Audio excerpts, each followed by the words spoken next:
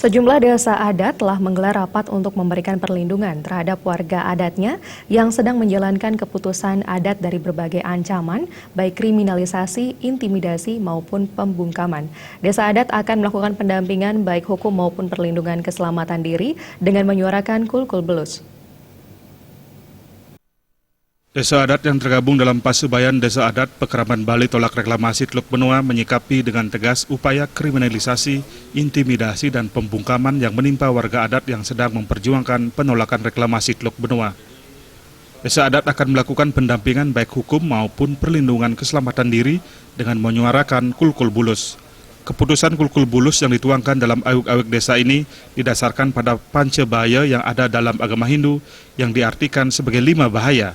Ancaman yang dimaksud dalam bentuk apapun, baik berupa intimidasi, kriminalitas, dan bahaya di luar kewenangan negara maupun hukum adat Bali.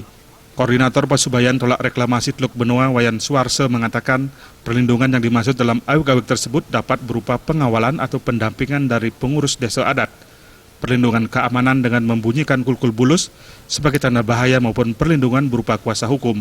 Menghindari terjadinya arogansi dan salah tindakan, pihak luar diharapkan berkoordinasi dengan desa adat jika melakukan penangkapan terhadap warga dalam sebuah desa pekraman, terlebih rakyat yang ditangkap berjuang untuk kepentingan Bali sehingga bukan merupakan tindakan kriminal. Sebetulnya dalam hukum adat Bali itu kan kita mengenal dengan istilah pancobayo ya. Jadi ada 5 bahaya. Jadi yang pertama adalah agni bayo, jadi bahaya karena api, akibat api, kemudian toyo bayo, bahaya akibat air, kemudian ripu bayo, akibat bahaya akibat musuh, kemudian corah bayo adalah bahaya akibat orang jahat, dan ada jiwa bayo, artinya adalah suatu ancaman terhadap keselamatan jiwa.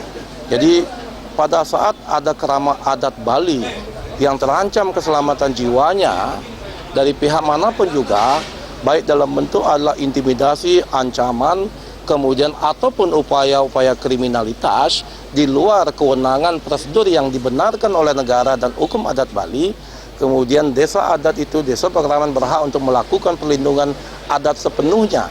Salah satu bentuk perlindungan itu ada macam-macam, apakah dia berupa adalah pendampingan para menggalanya, kemudian pendampingan hukum dengan tim kuasa hukum, ataukah perlindungan dengan menyuarakan kulkul bulus sebagai bentuk pertanda ancaman terhadap desa adat itu sendiri.